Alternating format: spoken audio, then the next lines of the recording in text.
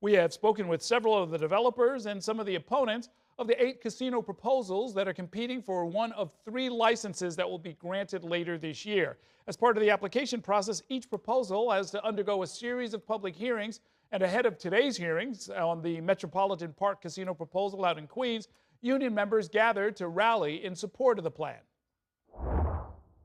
The whole Metropolitan Park team, they understand the importance of union labor and that path into the middle class. The community spoke. They no longer want to see a dead parking lot or a dark area around Citi Field. So I think we're here today to support this project. The casino would be located on the site of the current parking lot next to Citi Field. It would be developed by Queens Future, a company formed by Mets owner Steve Cohen, as well as Hard Rock. The proposal includes an $8.1 billion investment and would bring thousands of construction and permanent jobs to the area. But not everybody is embracing the plan. Joining me now to talk more about this is Paul Graziano. He is founder of the group Save Flushing Meadows-Corona Park, which is opposed to the plan. Welcome to the program. Good to see you. What's wrong with the plan as you see it? Well, the plan isn't really a plan. It's a real estate grab, right? So what people need to remember is that this is actually parkland. Steve Cohen, the owner of the Mets, and the proposal of the proposed developer for this particular piece of property, which is 78 acres, right? This is not some small amount of property, has made it very clear in his propaganda that this is just a parking lot. We have to get rid of it. We need to activate it. What people don't remember is that this parking lot is where Shea Stadium used to be. Mm-hmm. And where Citi Field is used to be the parking lot for Shea Stadium. So parkland comes in a lot of different forms. This is parkland. It's owned by the citizens of the state of New York. And this has just been yet another grab of our city's parkland for someone's benefit. The parking lots, my understanding is that the Mets have like an 80-year lease. They're going to have control of this area for up until like the year 2105 or something like that. I think it's 75 years, but something like that. Yeah, yes. yeah. So I mean, it's not. It's going to remain city owned, but they have a long-term lease. What would you like to see them do with it if it's not going to be this? Well, again, the parking lot today isn't just a parking lot, and I think people need to understand that. It's used for over 30 events a year. The Paralympics are held there. There are carnivals that happen there. There are all sorts of events that happen because it is public parkland, regardless of the lease agreement that Steve Cohen and the Mets have with this parking lot. The estimate is that there'll be 17,000 construction jobs. The unions, as we saw, are some of the construction unions are very much behind this. What would you say to them? Well, the first thing I'll say is, why do we need 2 casinos in Queens? We already have one racino in Aqueduct, which is most likely going to get one of the 3 licenses that are coming up, right? We have another one in Yonkers, another racino, which will get the second one. This is most likely. Why do we need another casino 3 miles away, as the crow flies, from one that's already going to be happening? That's the first thing I'll say. The second thing I'll say is, very simply, typically, and this is different from Aqueduct, typically when parkland is alienated, because this is what's going to have to happen, the parkland is going to have to not be parkland anymore, right? We get substitute parkland acre for acre or more in another location. None of that is happening. Just a very measly amount of money that Steve Cohen has proposed to green up part of this parking lot as a front yard for his casino and restaurant and hotel complex. Any concerns about the casino itself, or are you saying you don't think any building of any use should go on this land?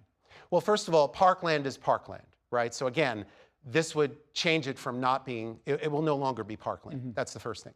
The second thing I'll say very simply is, people keep talking about, well, we have to do something with this land. Again, this is public land.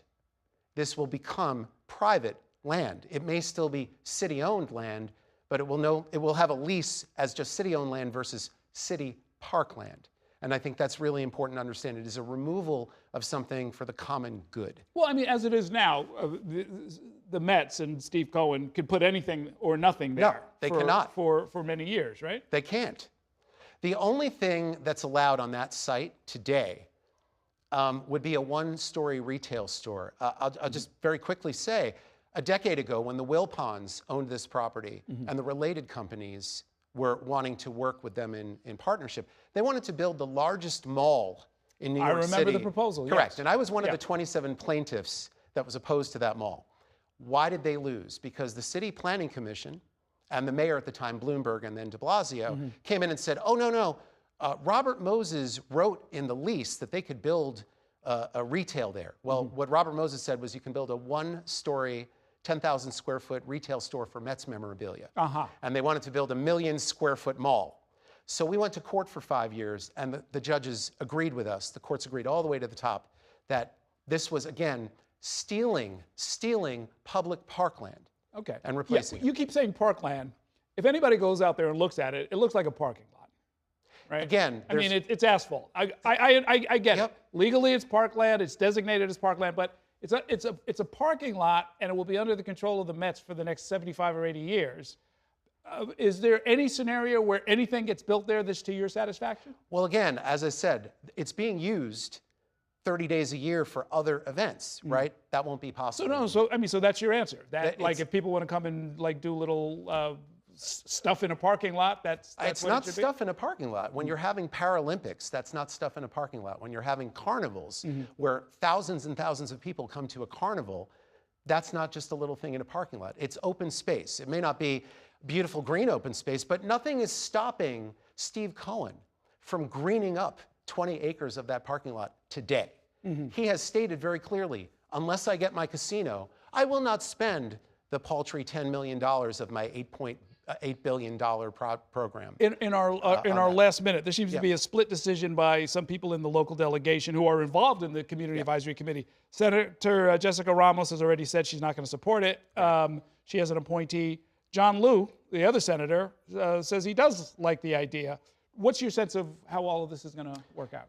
I don't know how it's going to work out, but it's interesting that Senator Liu, who a year ago said that this was a terrible plan for his community, meaning the Chinese community that he represents along with other people, that gambling is a very dangerous thing for ethnic Chinese, according to him. All of a sudden this year, it's a complete reversal. Well, they agreed to put in some amenities, like a big bridge over to Flushing and so forth, right? So again, Steve Cohen has done a very good job of reaching out and buying off all of his opponents, except for Jessica Ramos. Okay, those who don't want it to be a parking lot, I guess, are going to have to wait.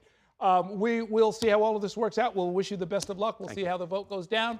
If you missed any of our casino coverage this summer, you can head to ny1.com/casino coverage to catch all of the interviews and stories.